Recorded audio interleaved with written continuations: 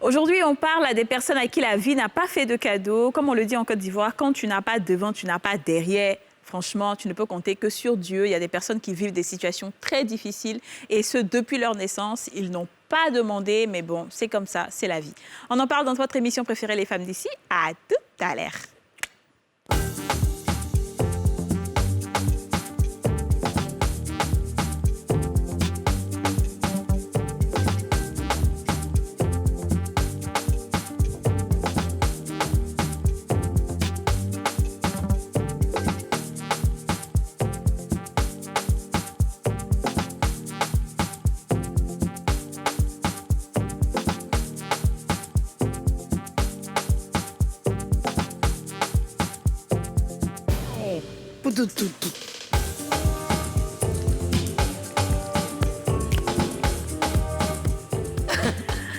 Bonjour à tous et bienvenue dans ce nouveau numéro des Femmes d'ici. L'émission autorisée, l'émission en couleur, l'émission pétillante, l'émission qui donne du peps, l'émission qui soigne toutes les maladies. Comment ça va les filles? Mais j'adore votre mood d'aujourd'hui. J'adore le mood d'aujourd'hui. Oui, parce que c'est bientôt les vacances. Oui, c'est bientôt les vacances. Oui, les vacances. Ouais, c'est ça, effectivement. Merci. Je pense que les téléspectateurs ne sont pas informés encore. Ouais. Mais effectivement, ce sera bientôt les vacances de la télé. Ce sera bientôt les vacances aussi des Femmes d'ici. On va partir en vacances. Bon, en fait, nous autres, on a toujours en train de travailler dehors, donc il n'y a pas de vacances. Mais c'est qu'est-ce que vous n'allez plus voir notre visage en train de crier devant la télévision tous les jours. Mais on revient en septembre. C'est qu'est-ce qu'on peut vous faire pleurer pour l'instant. On a encore pas mal d'émissions, donc on ne peut pas vous faire pleurer. C'est qu'est-ce que nous sommes dans les dernières semaines. Comment ça va? Ça va! Aïe! Voilà.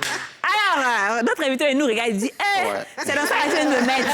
Ah, mon cher. On dit quoi? Ouais, ça va par la grâce. D'accord. Tu t'appelles Mahmoud Sanogo. Tu es avec nous aujourd'hui pour parler de la vie qui ne t'a pas fait de cadeau. Ouais. La vie qui t'a pas fait de cadeau. On va en parler tout à l'heure. Tu vas nous raconter un peu ton histoire. OK. D'accord? Il n'y a pas de problème. En attendant, les filles, moi, ce que j'ai envie de savoir, c'est... On le sait, on dit souvent, oui, on pense que les autres sont plus heureux que nous. Souvent, on se dit ça. Mais il y a d'autres aussi, quand tu regardes leur situation, tu dis, oui, franchement, ça va très bien chez moi. Tu dis, alhamdoulilah. Ah, c'est vrai. Parce que il y a des situations, quand tu regardes, tu te dis, waouh, il ne me manque rien du tout. Tu n'envies plus personne. Voilà le cabot. Voilà. Ouais, ça vous arrive, ça, souvent? Oui, vraiment, tout le temps, quasiment. Et enfin, je pense l'avoir déjà dit ici que j'essaie de pratiquer la gratitude tous les jours. C'est ça, ouais. Parce que vraiment, c'est vrai qu'on passe tout notre temps, entre guillemets, à se plaindre. Il y a toujours quelque chose qui nous manque. Mais en réalité, on a tellement beaucoup et parfois, on ne mesure même pas la chance ou vraiment le privilège qu'on a d'avoir ce qu'on a, d'avoir des gens pour nous pousser, pour nous soutenir. Il y a des gens qui n'ont même pas le minimum, mais qui se battent tous les jours. Nous, on a eu la chance d'avoir des gens qui nous ont quand même payé nos études, qui ont été là pour nous guider dans nos choix, dans nos vies, dans nos carrières, etc. Alors que d'autres, même pour avoir le simple conseil, c'est compliqué. Ils n'ont vraiment personne, ils sont vraiment tout seuls. Donc vraiment, moi, je suis reconnaissante à vie pour la vie que j'ai. Je suis d'accord. Tu as bien dit, hein. Dis-nous, Yasmine. Vraiment, Dieu fait beaucoup de choses pour nous, les filles. On est en bonne santé. Nos enfants, ça va, alhamdoulilah. Mon mari, là, c'est pas grave, mais les enfants, ça va. La famille, ça va. On doit remercier Dieu. Sauf mais quand tu sors, même, tu t'en fais petit don.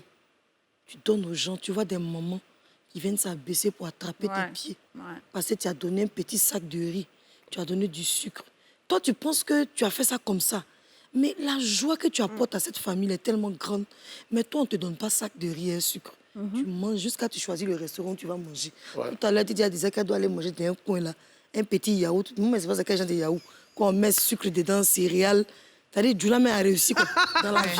Donc, ce genre de choses-là, elle dit que Dieu est fort. Mais on a traversé aussi des moments de nos vies où on pensait qu'on n'allait pas pouvoir s'en sortir. Mais quand on réfléchit aujourd'hui et qu'on voit d'autres souffrir, on se dit que finalement, on n'a rien traversé. Et quand tu t'arrêtes au feu de billetterie, là, tu vois, il y a un monsieur qui n'a pas pied. Et puis, il s'arrête, il vient, il pleut sous la pluie. Il fait comme ça, juste pour que tu lui donnes 100 francs. 100 francs, Quand tu as tes pieds, quand tu es dans la voiture. Je suis d'accord. Alors, j'ai vu quelque part que celui, justement, qui n'a pas de pied, celui qui est estropié, a envie celui qui marche. Celui qui marche envie celui qui a vélo. Celui qui a vélo envie celui qui a voiture. moto. Celui qui a voiture envie celui qui a avion. Donc, en fait, c'est une succession de choses qui font que ça crée l'envie chez l'autre. Mais en réalité, ta situation ne détermine pas ton avenir. Ouais. Même si tu n'as pas de pied, aujourd'hui, tout dépend de la manière dont tu prends la vie et comment tu veux réussir à t'en sortir. On a vu des exemples de personnes même qui n'ont pas de pied aujourd'hui, mais qui rassemblent près de 100 000 personnes en conférence. Bien sûr. J'ai oublié d'ailleurs le nom de ce monsieur, pasteur, blanc, là. un pasteur. Oui, oui, je vois. Donc aujourd'hui, moi, je me dis, c'est bien aujourd'hui qu'on ait cet exemple d'une personne qui va donner son témoignage pour donner envie à ces gens-là de ne pas envier et puis de se dire que de là où il est, là, il peut impacter sa génération. Je suis d'accord. C'est important. Et moi, je dis chaque fois que je me couche, je dis merci à Dieu. Et dès que j'ouvre les yeux le matin, je dis merci. Merci à C'est-à-dire, c'est Dieu. la première phrase qui sort de ma bouche C'est vrai. quand je me lève le matin. Parce que pour moi, on dit la meilleure prière, c'est la gratitude. C'est vrai. Il faut déjà remercier pour que déjà cette gratitude-là, pour que déjà ce que tu as reste. Ça, Ouais, c'est la première chose. surtout. Avant même de demander encore d'autres choses. Parce que si ce que tu as là n'est plus là, ça sera compliqué. Ouais. Donc, il faut vraiment être toujours dans la gratitude, même quand on a un peu. On dit toujours que si tu as 5 francs, tu auras un problème de 100 francs. Si tu as 100 francs, tu auras un problème de millions. Mais ce n'est pas grave. Pour l'instant, apprécie ce que tu as et au fur et à mesure, les choses vont se développer. Absolument. Donc, on va en parler avec notre invité aujourd'hui, mais pour l'instant, on va voir le micro-trottoir. On a posé une question aux Ivoiriens aujourd'hui et on les écoute.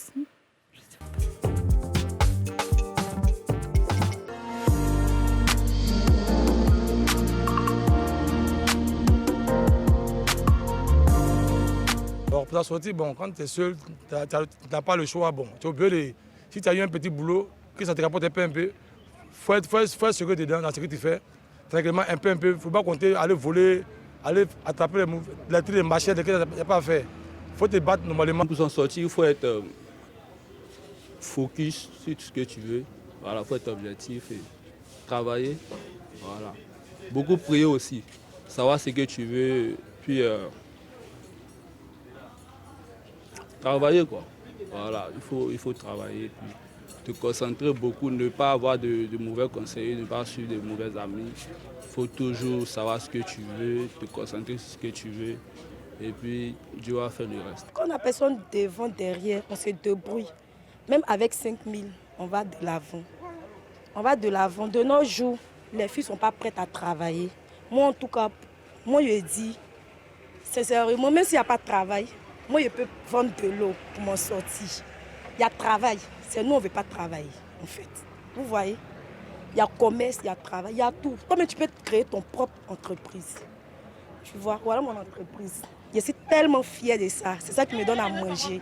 Il y a une fille de 8 ans. C'est dans ça qu'il la nourrit. Je nourris ma famille dedans. Bravo.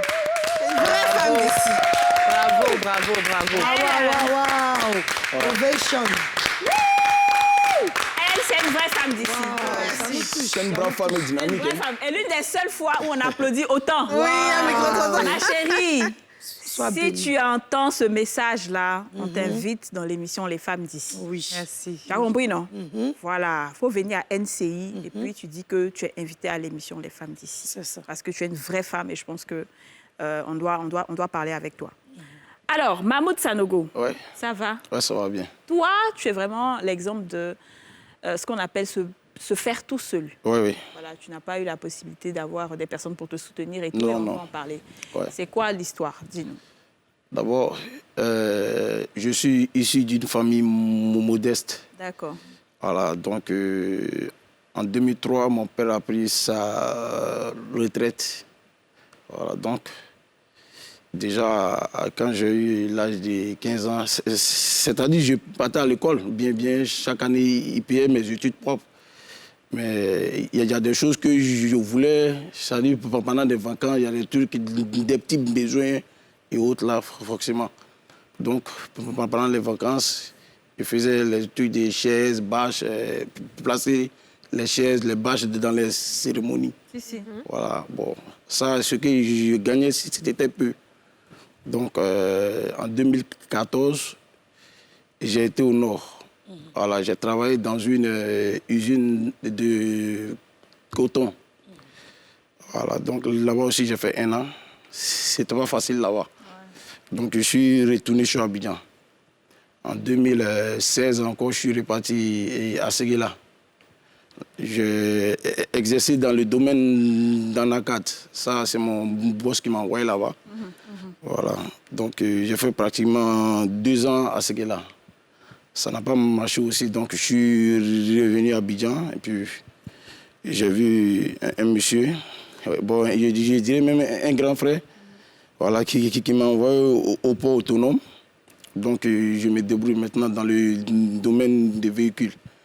Donc, j'arrive à apporter du soutien aujourd'hui à mes parents, à mes amis, tout ça.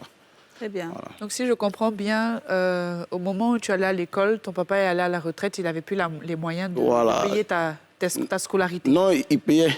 Il payait avec... parce tu as que arrêté en quelle classe? j'ai arrêté en classe de terminale même. D'accord. Ouais. Tu n'as pas pu faire des études, en fait. Non, je n'ai pas pu continuer, mais j'envisage ça dans le futur. D'accord. Ouais. Très bien. Est-ce que c'est par manque de moyens que tu as arrêté à la classe de terminale ou est-ce que tu as passé l'examen, tu ne l'as pas eu? Non, pas forcément par manque de moyens, mais je suis né homme. Donc, forcément, je dois avoir une responsabilité demain. Donc, après le bac, j'ai préféré me battre. Mais donc, si j'avais les moyens de continuer, donc c'est qu'il n'y a pas de problème en réalité. Oui, actuellement, je suis en train de m'apprêter. Non, mais ce que je veux savoir, c'est que les parents avaient les moyens de t'envoyer jusqu'à l'université. Non. Ah.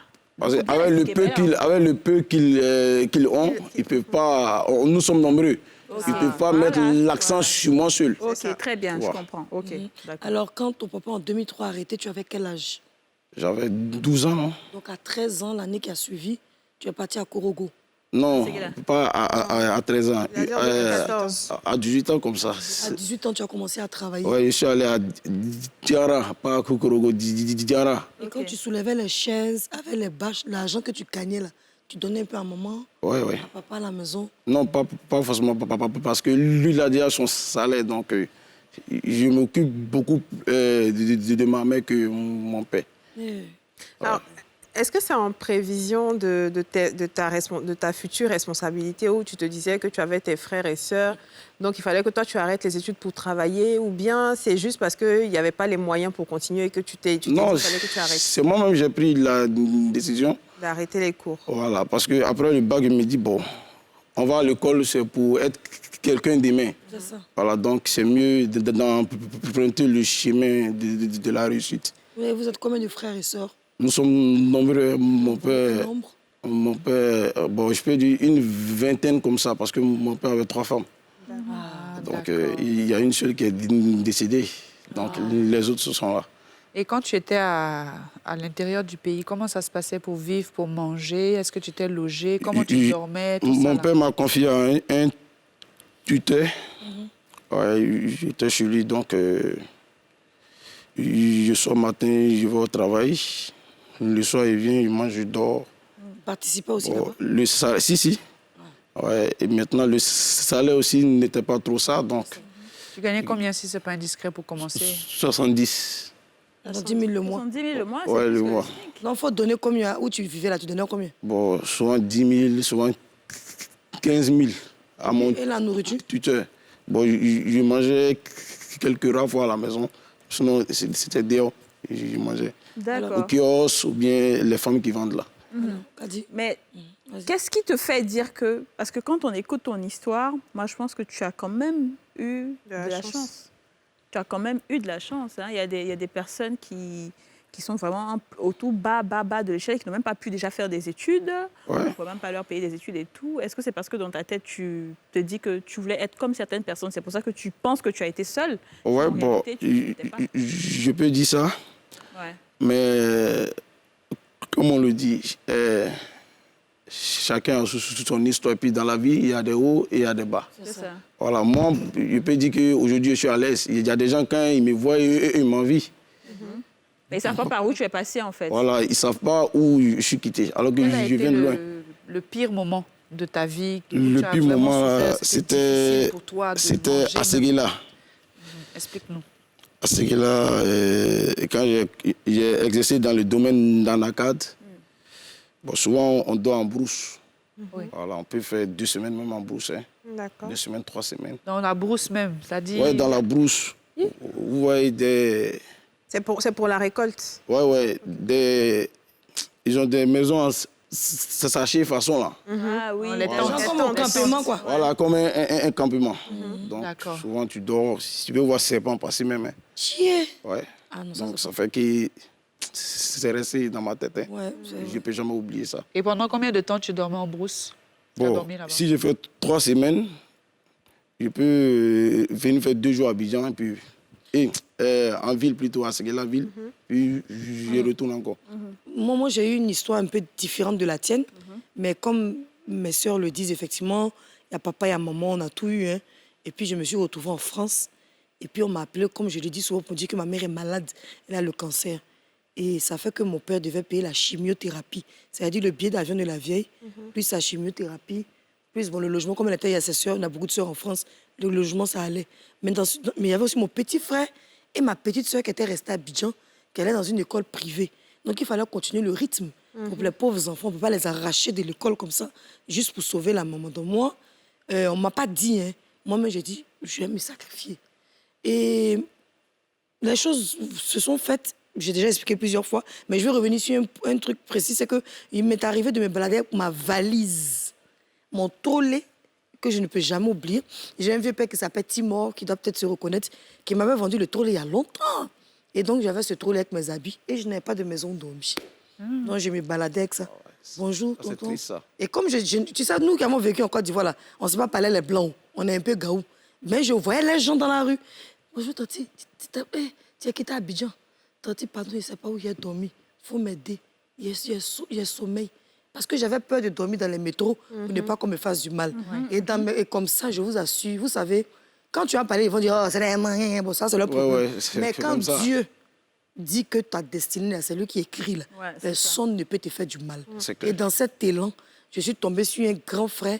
J'ai un cousin qui s'appelle Ahmed, qui m'a envoyé dans une boîte. Je suis tombée sur quelqu'un qui s'appelle Parigo. Et c'est Parigo qui est à la Cité des Arts Abidjan qui m'a vu. Et je lui ai dit, je n'ai pas de maison, je ne sais pas où dormir. Je suis à la rue. Je me baladais ma valise. Il dit, viens, je vais te loger. C'est comme ça, il y a un hôtel là-bas à Paris, sans dire le nom, à Saint-Ouen. Il y a des hôtels moins chers, il y a 4000 temps, puis à Étape, et puis j'étais là-bas. Donc, j'étais à l'hôtel. C'est comme ça qu'il y a eu ma maison, je dormais. Mais c'était la galère parce que j'étais jeune. Pourquoi, dans mon cas, pourquoi il dit c'est la galère? Tu vas maintenant rien vu. Parce que quand tu quittes de la Riviera, tu quittes d'école privée, où tu faisais ton phare au quartier. Quand il dit le Bronx, là, c'est un coin à la Riviera qu'on appelle le Bronx. C'est un terrain. C'est ce qu'on appelle le Bronx. C'est pas comme si c'est au Bronx aux États-Unis. Moi, je ne vais jamais partir là-bas. Le Bronx. Et puis, du coup, tu te retrouves à la rue, ça te fait quelque chose dans la tête. Mais je vous assure que si c'était à reprendre, nos caméras là-bas, pas doigt qui est derrière après, c'est Dieu qui connaît. Exactement, je suis d'accord. Alors, on marque une pause publicitaire et on se retrouve tout juste après pour continuer cette émission avec Sanogo Mahmoud.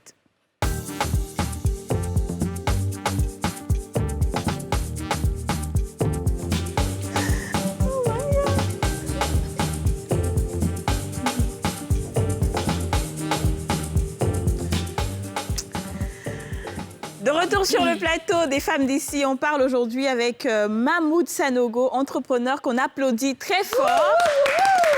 Parce qu'avec Mahmoud, aujourd'hui, on parle de ceux à qui la vie n'a pas fait de cadeau. On a entendu ton histoire, on sait que tes frères et sœurs, moi, ce que j'ai envie de savoir, est-ce que tout le monde avait à peu près le même parcours difficile ou bien il y a d'autres, ils sont allés directement à l'école et puis ça va? Non, eux tous sont allés à l'école, mais à un moment donné, chacun est allé...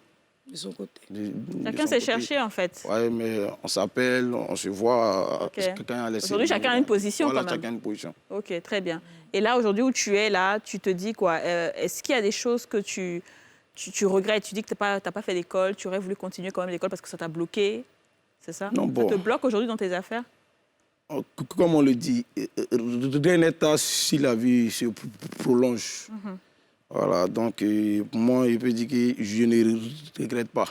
Très bien. Voilà, parce que à la longue, peut-être si les choses vont bien encore, je peux aller peut-être en Angleterre ou bien en France, aller continuer les études dans le domaine de l'entrepreneuriat comme ça.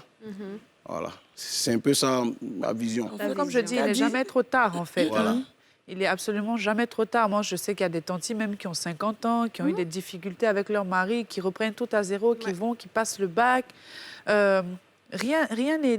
Tant que tu es encore en vie, il y a de l'espoir. Et c'est vrai que je vais peut-être lancer un petit débat, parce que j'en parlais avec Adi, justement, en disant, beaucoup de gens se disent que non, c'est Dieu qui place les gens pauvres, il y en a Dieu qui place les gens riches. Mais en réalité, là, comme je le disais au début, rien ne détermine, ta situation ne détermine pas ton destin. Mais c'est comment toi, tu prends la situation dans laquelle tu es là. Est-ce que tu vas terminer, est-ce que tu vas être aigri et envieux des autres en disant oui, c'est à cause de c'est Dieu qui a fait que je suis comme ça, les gens là sont méchants, ou bien est-ce que tu vas plutôt le prendre dans l'autre sens en disant bon, qu'est-ce que je peux faire? Est-ce qu'aujourd'hui là même on peut dire qu'il y a un pauvre même là, même ceux qui mendient là, Dieu fait de telle sorte à ce qu'ils arrivent à manger, à avoir même 500 francs par jour, au moins par des gens qui leur donnent pour manger. À plus forte raison, ces petits 500 que tu as là, si tu le prends bien, que tu as une mentalité, comme on dit, de leader et que tu veux y arriver, il y a des pauvres qui sont devenus très riches aussi, des tantis à Kissi Delta qui vendaient à locaux, au bord de la route, qui aujourd'hui est une des plus grandes cinéastes. C'est ça aujourd'hui, il faut utiliser cette difficulté-là comme un tremplin pour pouvoir évoluer.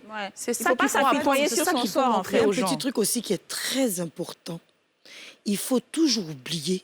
Bon, moi, c'est ma conception, peut-être fausse, vous me dites. Moi, j'ai toujours fait fi de qui sont mes parents. C'est-à-dire que quand moi, je suis dehors, il n'y a pas à faire de c'est l'enfant de X, c'est l'enfant de Y. Mes parents, ça n'existe pas. Quand tu es dehors, que tu affrontes la vie, il faut accepter tout ce qu'on te donne comme travail. Je dis, quand je dis tout, par exemple, quand moi, je suis allée en Europe, j'ai refusé de faire ce qu'on appelle cleaning, c'est-à-dire le nettoyage. Il y a dit dans ma tête, moi, là, il ne fait pas ça.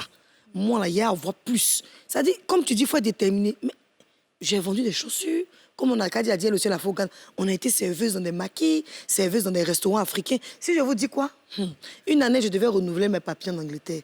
Et puis, il fallait beaucoup de plus. Il faut te demander beaucoup de choses. Si tu n'es pas tout réuni, on ne te renouvelle pas. Là-bas, c'est pas comme en France, tu as eu enfant, tu as le droit de sol. Mais ça, il a travaillé dans un magasin où le monsieur vend escargot, à Jovan, comme par exemple on dit à Châteauroux, jus. Les épiceries, là. Les épiceries, moi, il a travaillé dans une épicerie africaine. Il y a une femme, il y a un vieux père qui s'appelle Cyclone, qui est camerounais, qui habite à côté. Donc, l'ex-épouse venait souvent me rendre visite. J'ai travaillé là-bas parce qu'il fallait que je travaille. Qui va me donner à manger? Mais la dame l'a très bien dit dans le micro. Il y a du travail, mais c'est parce qu'on refuse de travailler. Oui, il y a des gens qui vont dire non, moi, je ne peux pas faire ce travail-là ou tel autre type de travail. Moi, voici ce que je veux, etc. Mais en attendant d'avoir ce que tu veux, tu peux avoir quelque chose qui te permet de vivre au moins décemment. C'est ça. Voilà, mais si tu ne veux pas faire de petits boulots en attendant d'avoir ce que tu veux, par contre, moi, je dis, j'ai vendu des tickets dans des stations, des petits boulots comme ça que je faisais quand j'étais encore même à l'université pour me permettre d'avoir mon argent. Parce que à la fin de la journée, l'argent que tes parents vont te donner, ils vont te donner le strict nécessaire. On ne va pas te donner les trucs pour te faire tes sorties, tes coiffures et compagnie. Et le pire... Donc, si toi, tu ne fais pas de petits boulots, ou alors tu prends le justificatif que, voilà, je suis née pauvre, mes parents sont pauvres, moi, ma vie, là, voilà comment ça est. Tu es toujours en train de te lamenter, mais tu vas rester dans cette situation. Mais c'est clair. C'est dans la situation difficile que j'ai accepté de travailler dans le shop, à odeur d'escargot. C'est là où Dieu m'a béni. Et l'homme office qu'on appelle l'immigration, je suis arrêté. Il envoie Monsieur Fadria m'envoie un message. Il dit, tu as eu tes papiers. C'était pour renouveler. Mais comme je t'ai payé le pas de mon enfant, c'est lui qui était français. Ouais, bon, bref. Et puis, paf. C'est-à-dire que si je me dis dans ma tête, si je n'avais pas accepté de descendre, je travaille pour avoir l'argent pour d'abord. Si je n'avais pas accepté, je ne serais pas bénie. C'est ça. Le pire, c'est qu'aujourd'hui, beaucoup de parents font l'erreur de vouloir trop surprotéger leurs enfants parce qu'eux, ils ont vécu dans des difficultés. Donc, ils ne veulent pas que leurs enfants vivent certaines difficultés. On n'a pas dit d'emmener ton enfant aussi dans la rue pour dormir là-bas. Mais il ne faut pas non plus trop protéger l'enfant, le couvrir d'argent. Parce qu'un enfant, quand il grandit, là, il n'aura pas la capacité de pouvoir surmonter une épreuve difficile. Et il va toujours se référer sur son parent. Il y a des adultes aujourd'hui que je vois qui se permettent de dire non, moi, je peux pas travailler dans telle chose, je ne peux pas travailler dans telle chose, je préfère attendre que ça... Non, les choses ne doivent pas... Il y a beaucoup d'enfants dont les parents ont été vraiment aussi à l'aise, qui ont du mal à s'en sortir dans la vie aujourd'hui. Entre-temps, il y a des enfants qui viennent d'un milieu modeste, qui aujourd'hui se battent malgré tout et qui acceptent. Moi, je ne peux pas imaginer qu'on reçoit, moi-même, je suis gênée de recevoir des demandes d'emploi de personnes qui sont 2 fois plus âgées que moi, mais qui demandent des salaires. Qui sont des salaires quand même que, voilà, toi-même, tu gagnes plus que ça. Mais c'est l'humilité qui précède la gloire. Amen. Et quand on dit ça, les gens s'amusent avec ça. L'humilité précède la gloire. C'est la vérité. En plus de l'humilité qui précède la gloire, moi, je pense que s'il y a une chose qui qualifie vraiment ce qu'on est en train de dire, c'est aide-toi et le Seigneur t'aidera. C'est clair. Parce que si tu ne fais rien et que tu trouves que tu tries certaines choses et que tu te dis que ça, là, c'est pas ci, ça, c'est pas ça, en réalité, comment tu veux que le ciel t'aide? Parce que toi-même, tu ne fais pas la première marche, tu vois. Et le travail en lui-même, c'est une prière. Travailler, là, c'est une prière parce qu'il y a beaucoup de choses qui viennent dedans quand tu travailles. Alors, mon frère, nous, on va parler ensemble. On a oublié l'invité. Mahmoud, toi, tu dis que tu reçois aussi des gens aujourd'hui qui te demandent des choses, oui. sachant pas que tu es passé par tout ça. Non. Ouais. Donc, il y a des personnes, même souvent, c'est des cas de maladie. Je veux payer mon médicament. Bon, si j'ai la possibilité, je fais dépôt à la personne sans réfléchir. Parce que j'ai aussi traversé des moments difficiles. Donc, quand je vois la personne, ça me touche automatiquement. Je me mets à la place de la personne. Est-ce que dans tes moments difficiles, tu as eu des personnes qui t'ont fermé les portes, qui ont dit non, je ne peux pas t'aider, non, je ne peux rien faire pour toi? Ouais, bon. Moi-même, personnellement, je n'aime pas trop demander. Je n'aime pas tendre la main. Petit Djoula plein. J'aime grouiller.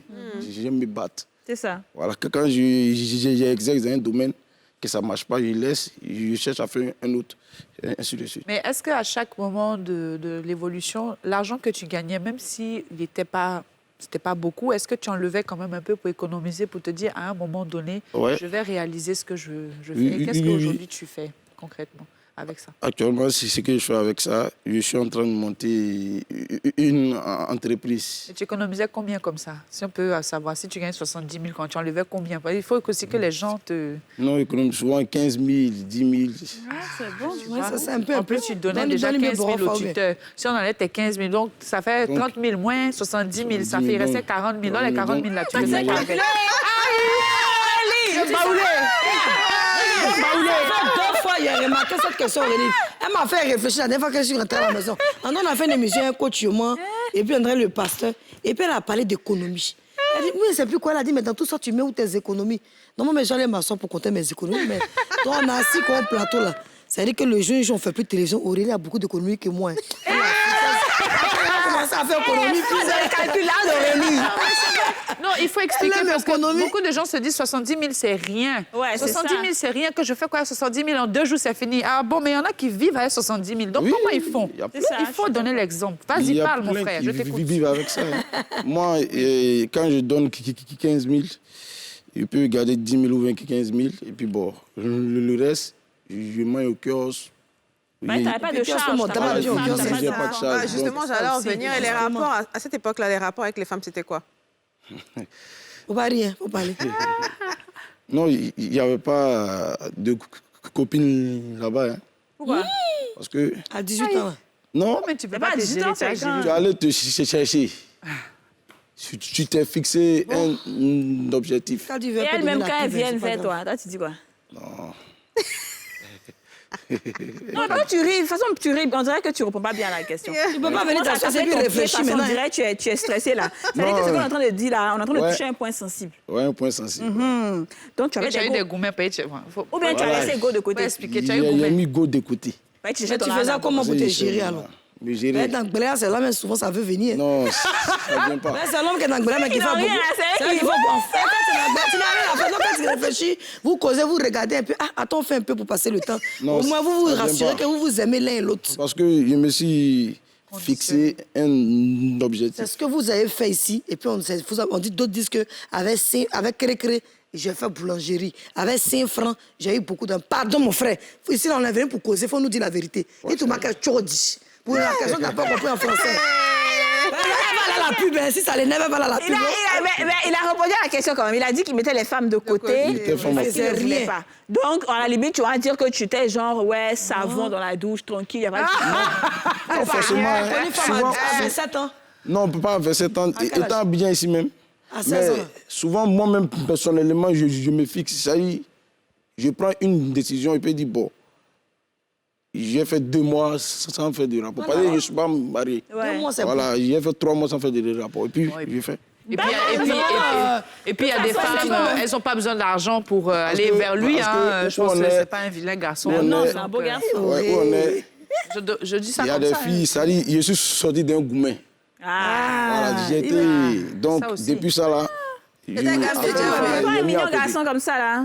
C'est ça, un gourmet qu'on n'est pas à beauté, au machin.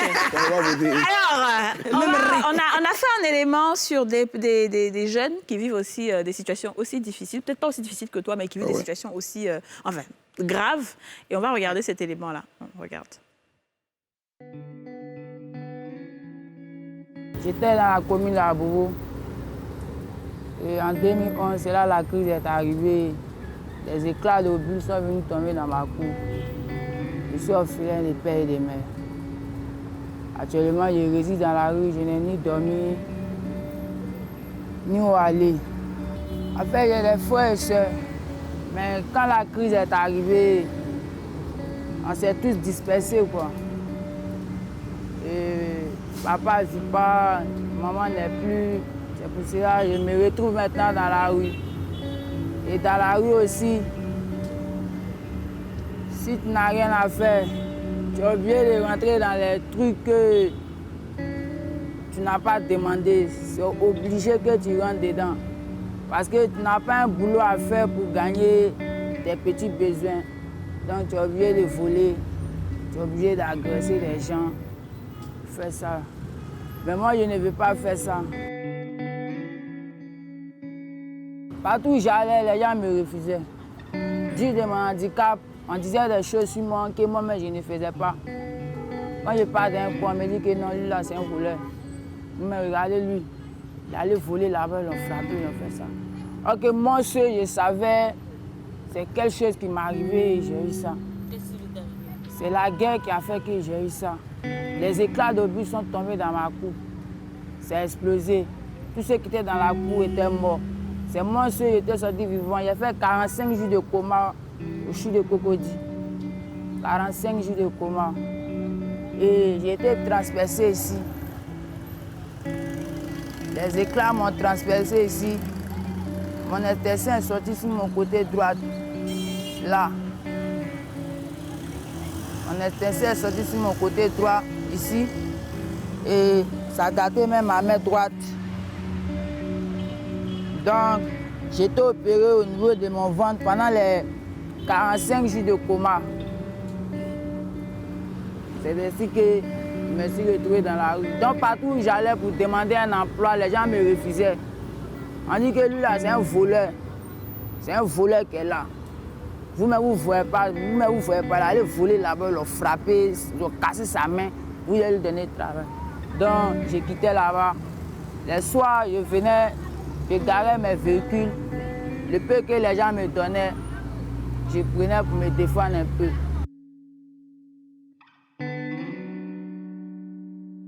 J'ai toujours la foi. Parce que quelqu'un qui fait 45 jours de coma et qui revient à vie, le jour où on devait l'enterrer, où ils ont appelé un corbillard pour venir le chercher au CHU de Cocody et puis il se réveille dans le coma, c'est que Dieu a un plan pour lui. Donc moi, il ne peut pas désespérer. Je sais que tôt ou tard, je vais réussir. Ouais. Et je rêve d'être un grand commerçant. Et j'ai la foi que je serai un grand commerçant. Souvent, je dors le ventre vide. 3 jours, 4 jours, sans manger. Et il y a les esprits qui viennent dans ma tête. Lève-toi, t'as allé voler, t'as gagné, t'as mangé. Je dis non, je ne peux pas aller voler. Il y a un esprit aussi qui dit, oh, toi, c'est fini pour toi. Hein. Il n'y a personne derrière toi. Allez comprimer là, il faut prendre, t'as dormi. Tu vas aller. Souvent, il m'arrête sur le pont ici. J'ai envie de me jeter, mais un esprit qui vient qui dit non, petit, il n'est pas encore tard pour toi. Puis il abandonne. Je continue encore mon chemin. Bah, je viens de loin et la route est encore très longue. Mais je sais que tôt ou tard, il est arrivé.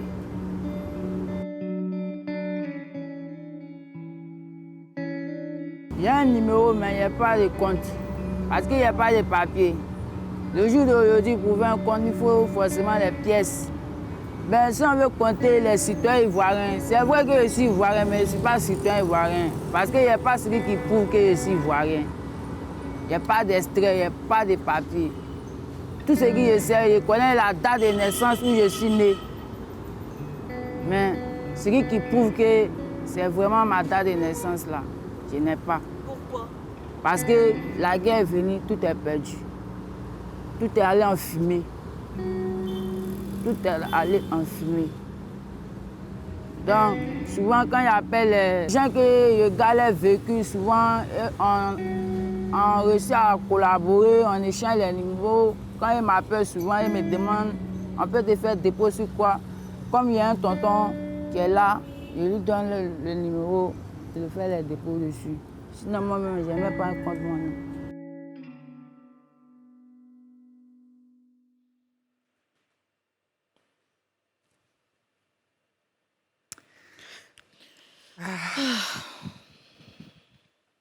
C'est difficile. C'est dur. Il a la Riviera, le Bon. petit. Vers la mosquée de la Riviera, vers le Handel. Il a bis ici, il traîne là-bas. C'est là-bas qu'il garde la voiture. Didier voulait l'inviter, mais il a dit qu'il n'a même pas d'habit. Il n'a rien. Il préfère qu'on aille vers lui. La vie est difficile. Tu sais, quand tu veux sortir de quelque chose, le diable te dit, il ne faut pas partir, il ne faut pas partir. Et C'est vraiment un Je sais exemple pas, de, mais- comme on dit, C'est ça, en fait, c'est la ce que vie- je tu dis. sens la qu'il vie veut ne- sortir de là, quoi. Il a la foi. Normalement, si les gens de l'église m'ont fait, moi, dans mon cas, je dis, peuvent le récupérer. Celui-là, il peut prêcher une bonne parole de Dieu parce que son histoire est un témoignage. C'est un grand homme de Dieu qui est là. Je vous dis la vérité. Il souffre. La dernière fois qu'on l'a vu, qu'a dit, moi, il pleuvait sur lui. On dit, on a coulé des larmes parce qu'il pleuvait. On s'est attrapé, le monde a tellement pleuré. Et tu sais, il y a beaucoup de jeunes dans sa situation. On vient, souvent, on voit la vieille mère, c'est comment ils viennent, ils garent. Souvent, ils énervent certaines personnes, souvent certaines personnes les insultent. Mais en réalité, ce sont des êtres humains qui, malheureusement, n'ont pas eu aussi la même chance que d'autres. Ouais. Et quand c'est comme ça, il ne faut pas leur en vouloir, il ne faut pas les rejeter. Même si c'est 100 francs, si c'est 200 ou 500, il faut toujours donner. En fait, moi, Parce ce que qui la me main qui dérange, donne et la main même, qui ce reçoit. qui me dérange surtout, c'est le jugement C'est ça. des gens. Parce que tout de suite, on te dit tu es voleur. Voilà. Tout de suite, on te dit tu es un braqueur. Du coup, on te rejette systématiquement. On ne te laisse même pas une chance. On ne t'écoute même pas. On ne veut même pas t'entendre, savoir ce que tu es ou pas. Non.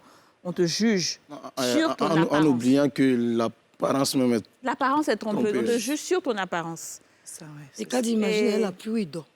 C'est ça. Il n'a pas, dans ça, il peut avoir pulmonie, il peut avoir n'importe quelle maladie, mais Dieu le réserve. Dieu le préserve, pardon. Et Dieu le préserve. Dieu le préserve. Et je pense que moi, je souhaite vraiment beaucoup de courage à ce jeune garçon. Généralement, moi, j'aime pas faire les promesses à la télévision. C'est ça. Mais en tout cas, on va vraiment se pencher sur le cas de ce garçon-là, parce que ça m'a beaucoup touchée. Je ne vais pas en parler, je ne vais pas dire exactement ce qui sera fait et tout, mais vraiment, on va vraiment pencher. Parce que là, j'ai encore la chair de poule, j'ai les mains moites et tout, et vraiment, ça va aller. Comme tu dis, On va marquer une il faut pause pas publicitaire. juger, ouais. On va marquer une pause publicitaire et on va se retrouver tout juste après.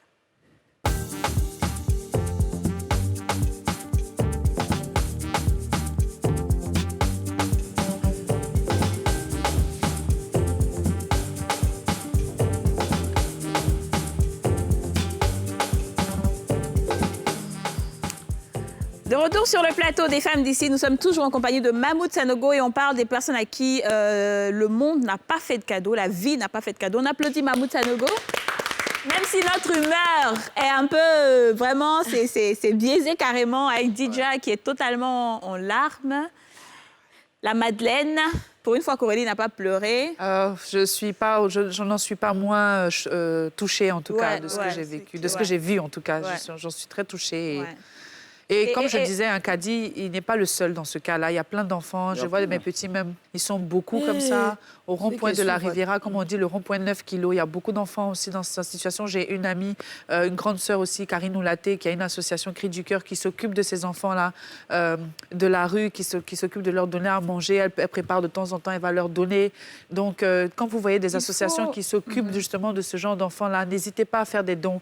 Parce Mais est-ce que que- ces dons-là En fait, sont on a- destinés à je pense- ces je pense que enfants-là. le jugement aussi arrive du fait qu'on n'arrive pas à faire la différence entre les enfants qui ont vraiment des histoires comme ce jeune garçon-là Justement. et ceux qui agressent pour de vrai. Parce qu'il ne faut pas qu'on se monte.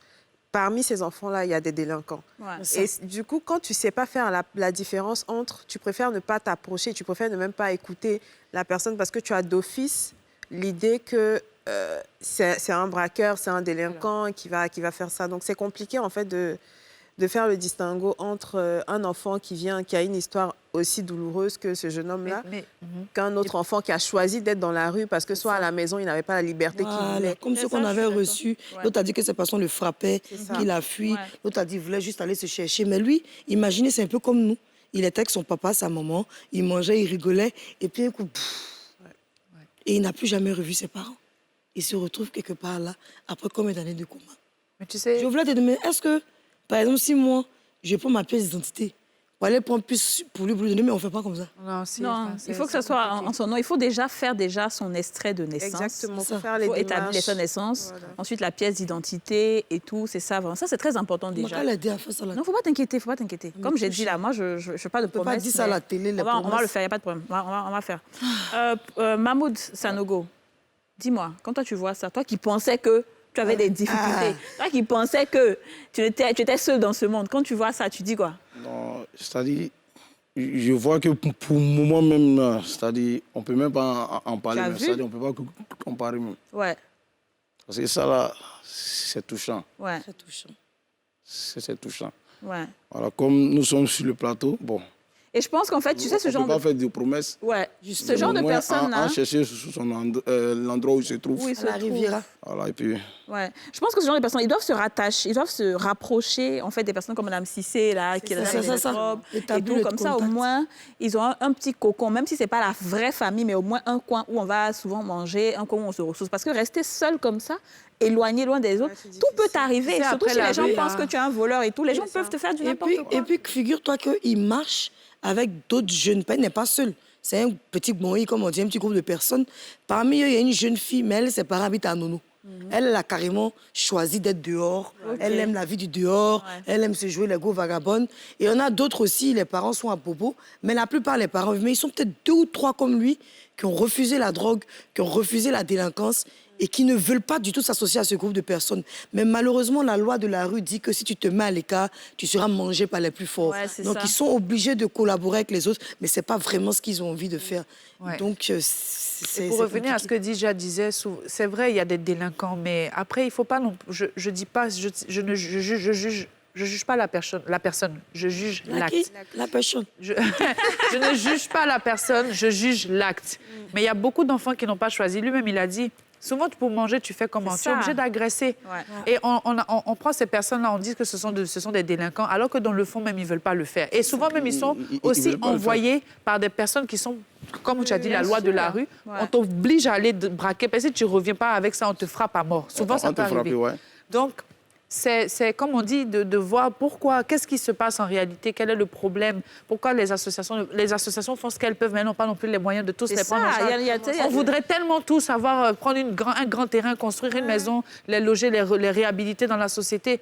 Mais c'est quoi? C'est les moyens. Les gens sont là, ils font bouche, ils sont là. On appelle ça décalé, coupé, ils font là. Ils ne peuvent même pas prendre un peu pour aller donner à ces associations. À ces gens-là. Ces gens-là, c'est quoi?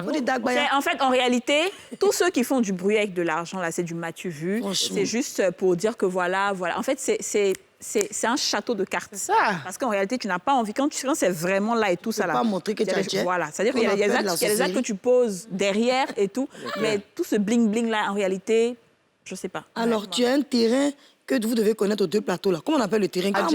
Adjien. Oui. Le terrain d'Adjien, je suis partie manger le soir. Ah oui, le terrain. Et puis, il y a les enfants, la même chose comme ça, qui sont venus.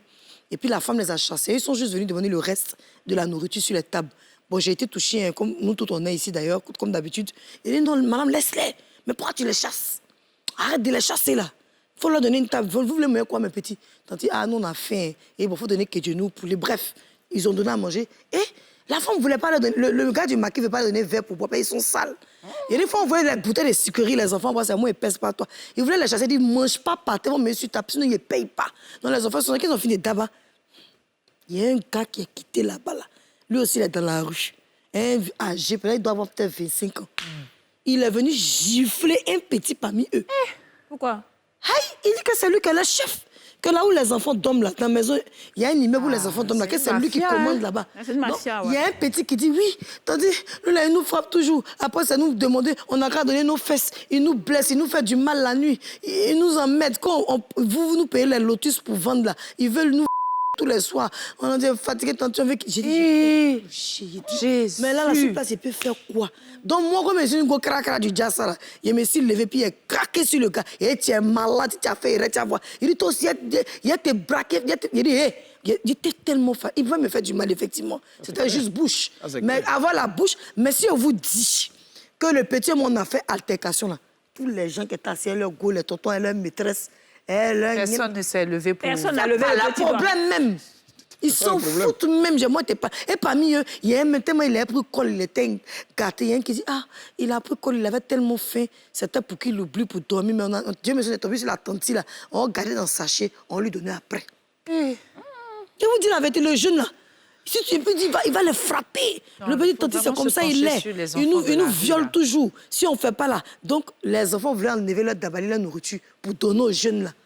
Pour qu'il y ait dit, toi, un matière, toi, un vieux connerie, tu vas pas travailler. Même les enfants, c'est une mafia. Les enfants viennent, ils m'ont dit, tu prends l'argent, au fond, là-bas, là, ils regardent quand la main tend, là, la main est tendue, ils regardent l'argent qui est rentré dans la main. Et puis, à la fin de la journée, là, il va aller faire le point, il va donner 90% de l'argent que les enfants ont ramassé, que ce soit même souvent les mamans ou bien même les... Moi, je ne parle même pas des mamans, parce que ça, c'est un autre cas, mais je parle de ces gars de rue, c'est une mafia. C'est un vrai trafic qu'ils font. C'est un trafic. Ils font les 10 ans, 12 ans. Ouais, l'enfant des 10 ans, 12 ans. Et c'est 8 ans. Ouais. 8 ans. En bas de ça même. Mais ça, c'est d'un autre contexte. Il y a des parents qui envoient leurs enfants depuis le bas âge aller apprendre franco-arabe là. Ouais. Et on les envoie dans la rue. Chaque soir, ils doivent avoir un montant. Tout ça. C'est ça que je dis. Des coups en coup, là. C'est ça que je dis toujours, que Dieu donne longue vie à tous les parents pour pouvoir s'occuper de leurs enfants. Vraiment. Parce qu'il y a beaucoup qui sont orphelins dedans. Beaucoup. Que Dieu donne longue vie à tous les parents, parce que la plus grande peur... Tu vois des enfants à 22 heures dans la rue. Ouais. La plus grande peur d'un parent, c'est vraiment de décéder et laisser son enfant derrière. Parce que tu ne sais vraiment pas ce qui va se passer. Et c'est que Dieu donne longue vie à tous les parents. Amen. Vraiment. Alors, on va passer au sans tabou maintenant pour essayer de détendre un peu l'atmosphère. Sans tabou.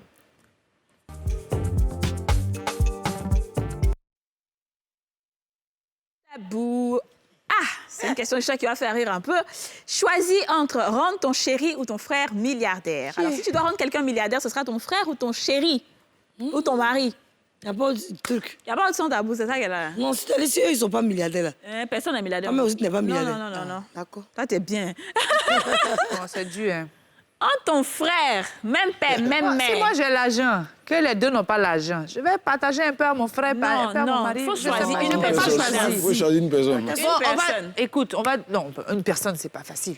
Mais c'est pour ça que je pense que mon mari est déjà milliardaire, donc je vais aider mon frère. Non. Là où on a assis ici, et puis on a fait d'abaya dans la télévision. Nos maris qui sont à la maison et nos frères qui sont chez eux, là, qui vont rendre riches? Réponse. Qui sera riche? Milliardaire. Alors, et toi, je te pose la question aussi. Je ne sais pas répondre à ça. Là. Moi, c'est mon frère d'abord. Entre ta soeur ta femme. Et ta femme. Entre ma soeur et ma femme. C'était ma soeur d'abord avant la femme. Ah bon? Ouais. Ça le go. Tiens, tu fais comment? Non. Il faut donner l'explication de ça ou bien pas d'explication. Comme j'ai dit tout à l'heure, là, j'ai été victime d'un gourmet. Donc, toi, tu n'es pas prêt pour les femmes? Voilà. Bon, OK, d'accord. Sénéca. Aurélie et toi? Bon, c'est pas facile, hein. Mais je suppose que normalement l'homme, il doit se gérer un peu pour pouvoir s'occuper de sa femme. Mon petit frère, c'est quand même mon sang, c'est quelqu'un avec qui on a, voilà, c'est même père, même mère, même si c'est pas même père, même mère, mais c'est mon frère, voilà. Donc je suppose que si je dois aider quelqu'un en premier, c'est quelqu'un qui vient de ma famille. Et ensuite. Donc, ce sera ton frère, OK. Et toi, tu veux dire mon mari va si demain je touche du bois, il va me laisser. Non, mon frère va venir me ramasser. On peut dire, c'est mon ancien mari qui est là. Ouais. Mais on ne peut jamais dire c'est mon ancien frère. D'accord. Tout en se disant que le frère aussi peut aller rendre sa femme heureuse là-bas. Et puis toi, tu es là-bas. Il va me laisser quoi? Il y a le gifler. Si tu veux En fait, dans les deux cas, c'est bizarre. Ouais. C'est bizarre. C'est ça. C'est bizarre. Mais je pense que je vais donner ça à mon mari. À ton mari? Oui, je pense que je vais donner ça à mon mari parce que si je peux le rendre riche et que moi, je ne serai pas riche, je pense que la première personne qui va bénéficier de ça, ce sera moi, ma famille par ricochet. Donc, mon frère, d'une façon ou d'une autre. C'est des calculs rapides. Tu vois, donc mon frère, d'une façon ou d'une autre, va bénéficier de ça. Et puis, c'est la personne avec qui je construis ma vie. C'est certainement la personne avec qui j'ai des enfants et tout ça. Donc, voilà. Donc, ton Non, mari... Didier, mais vraiment, il était une fois Blanche-Neige et les sept. Il est mouru heureux, amoureux. Il vit heureux, il a de nombreux enfants. Il a de nombreux enfants. Ok, dis-nous, Yasmine. C'est compliqué, Vraiment, hein. c'est très c'est compliqué. compliqué, Bon, franchement, j'avoue. on va commencer d'abord par le frère. Quel genre de frère tu as? Non, Yasmine, il ne faut pas donner beaucoup d'explications. Est-ce que tu as un frère? Non, Qu'est-ce si que mon tu frère choisis? est quelqu'un qui est prêt pour moi d'habitude. Oui. Parce C'est qu'il y a des- ça, là, nous tous, on va choisir nos c'est frères. ça. Non, mais je vais dire ma condition. Si un frère est prêt pour moi, quand je suis dans les problèmes, il ne trouve pas à me dire, il faut te retourner à Londres, il n'est pas là à te donner. Il y a d'autres qui peuvent te dire, attends, moi, je finis de construire ma maison d'abord avant qu'elle te donne. Non, toi, il faut aller te chercher d'abord. Il va rien te donner. Mais mon mari, ça, je sais qu'il va déconner, mais je vais lui donner. Pourquoi? Parce qu'il a fait papier et puis on fait mariage, communauté de biens. Là, il y a ça qu'il lui a donné, il y a son gay juste dedans. En cas de cas, s'il fait adultère net, il m'a demandé divorce, il prend mon gay puis il m'en fait. Mais mon frère, s'il est gentil et moi qui m'aime, c'est un frère qui m'a toujours rendu service, qui est prêt à ne pas me voir dans des problèmes, qui va me voir traîner à la rue. Ouh, je vais lui donner. Mais ça va Yasmine, m'étonner. tu n'as pas choisi. Non, j'ai choisi pas parce qu'on n'a pas choisi. J'ai choisi. Oui. Ok, j'ai choisi mon mari. Ok. Pourquoi mon mari? Par cause il a fait esprit Zada sur lui. Il a bourré mon mind. Mon frère, il n'y a pas papier entre lui et moi. Une fois qu'il est milliardaire, là, il peut faire douce-cassis, partir le jazz, sa femme, et puis il dit qu'il ne me doit rien. Il dit quoi, En tant mon mari, là, avant de lui donner le diamant, marié à la mairie, on va faire communauté C'est de déjà biens. ton mari. Mais c'est une communauté de biens. Ton là. mari n'est pas la communauté de Il biens. a donné 1 milliard à la zone, c'est que C'est juste. pas la communauté de biens, c'est là ton mari. Vous C'est avez ton fait mari, séparation de fini, biens. c'est fini. Aïe. C'est pas Vous vrai, n'avez bien. pas pour remarier encore à cause de ça? Qui? Pour aller faire de nouveaux papiers? C'est bien marié. Arrêtez. Toi qui, comment, où tu es là, tu n'entends pas quand t'es pas? Mais t'as dit, ça le comportement à la télé, hein. T'as fait cacher les grossesses sur toi. Le comportement à la télé. Kadi, une communauté de biens, je donne là à mon mari. Si on n'est pas en communauté de biens, je donne ni à l'un ni à l'autre. On va se chercher, je ne donne pas. Non, attends, Hein? question Alors, fermée. Non, On c'est trop dit, compliqué comme c'est question. pas mal ça, la franchement. possibilité de rendre Oui. soit ton mari milliardaire, Oui. soit ton frère milliardaire. Point. Tu conjugues pourquoi Si c'est la bon, mère. bon, le mari, Tu sais, là, ma fille, quand tu fais ça, tu donnes raison, Aurélie. Mais le mari, ici à moi. on suppose qu'il est Mon déjà, mari que il moi, est je déjà connais, là. Ne milliardaire. sont pas Toi, mon supposés. mari, quand je connais, si Il est elle déjà te donne milliardaire. l'argent, il y a trop dit ici que tu es un homme infidèle. On dit d'arrêter de te répéter, de prier pour que ça aille chez toi. Donc, je ne veux pas que tu entretiennes les filles. Je ne vais pas te donner. Je vais pas te donner. Mon frère n'a c'est qu'à un peu prendre pour bizarre. partir. C'est Il a fait ça là, compliqué. à mon frère, il n'a qu'à partir, il y a doigt ou dedans. Toi, je te donne pas. Alors, l'émission est terminée. Ça, c'est juste pour votre information. L'émission est terminée. Et je vais dire merci. Toi, mais tu donnes à qui, Asolo. mais Gang, gang, gang. Toi, mais tu donnes à qui? Tu vois, ça va te laisser, Elle quoi. a la même réponse que moi. Moi, ça va te C'est laisser. comme ça. Tu sais, Kadi, elle te dit, hein, tout ce que moi, je donne comme réponse sans tabou, souvent, ce sont mes mêmes pensées que Kadi. Comme elle est l'animatrice principale, là, Elle dit doit quoi, même? gérer. Elle a qu'à donner son Elle dit avis ici souvent, aussi. elle doit le bête de faire. Sinon, elle connaît que, si elle n'a pas en communauté de bien, pas de dire à son mari. Regarde, il faut donner là-bas. Franchement, C'est la vérité. oui, Yasmine a raison, quoi. Totalement. Moi, je donne à mon frère. Si je suis en communauté, oui, il n'y a pas de souci. Mais pour être donné. En tout cas. Aïe, t'es Après, moi, tu sérieux, es là? né. Non. Putain, Pas possible, même. T'es méchant. Garçon, quand il a là, c'est là maintenant. Celle-là, elle va la donner à sa soeur même. Je t'ai dit. Sa soeur qui ne m'aime pas là, elle va s'asseoir pour elle. Alors, l'émission est terminée. Faut pas venir dire autre chose ici. En tout cas. Yasmine, elle a l'air de faire parler les gens. Je fais tout le tout pour me Marie nous maîtriser. attend à la maison maintenant. Bon, tu disais ça. Merci, bon. Sanogo. Merci d'avoir été avec nous. a été Le son un tabou, plaisir. c'est une question, c'est une vraie colle, le son tabou. C'est pas question évident piège, c'est pas évident de répondre à ça, d'avoir une vraie réponse correcte. Mais en tout cas, vous pouvez débattre de cela depuis chez vous. Et pour toutes les personnes qui vivent des situations difficiles, souvent on se dit que oui, c'est pas facile, Dieu est là, Dieu est là, Dieu est là. Mais Dieu aussi passe par les gens pour aider les autres. Voilà. Donc, faisons de notre mieux pour aider les autres. C'est-à-dire que si chaque jour, on se lève et on se dit « Qu'est-ce que je peux faire pour donner le sourire à une personne qui en a besoin ?» Je vous assure que notre journée nous-mêmes sera illuminée parce qu'on va voir le sourire chez les autres et il n'y a rien de tel. C'est le plus grand bonheur. On se retrouve demain pour un nouveau numéro des Femmes d'ici. Bye bye. Nice.